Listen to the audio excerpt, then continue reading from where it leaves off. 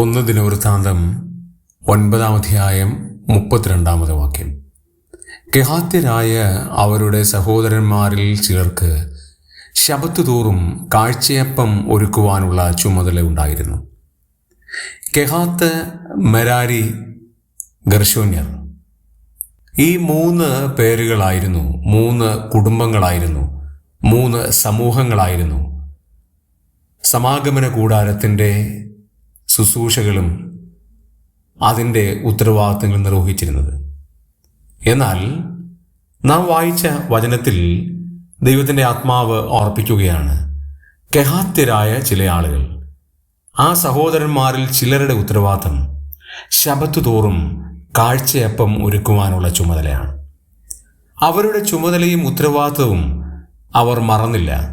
വളരെ വിശ്വസ്തതാപൂർവം ആ കാര്യം ചെയ്തു. ഗർശോന്യരെയും മെരാരിയരെയും ദൈവം നിയമിച്ച കാര്യങ്ങൾ അവർ ഫലകരമായി ചെയ്തു. ഇതാ ഇവിടെ കെഹാത്യർ അവരെ ഏൽപ്പിച്ച ഉത്തരവാദിത്തം ശബത്ത് തോറും കാഴ്ചയപ്പം ഒരുക്കുകയാണ്. അത് ഭംഗിയായി നിർവഹിച്ചു. ദൈവം നമ്മെയും ചില ഉത്തരവാദിത്തങ്ങൾ ഏൽപ്പിച്ചിട്ടുണ്ട്. അത് നാം ഭംഗിയോടെ നിർവഹിക്കുന്നുവോ, ആഴ്ച തോറും നിർവഹിക്കുന്നുവോ? നമ്മെ തന്നെ ഒന്ന് പരിശോധിക്കാം.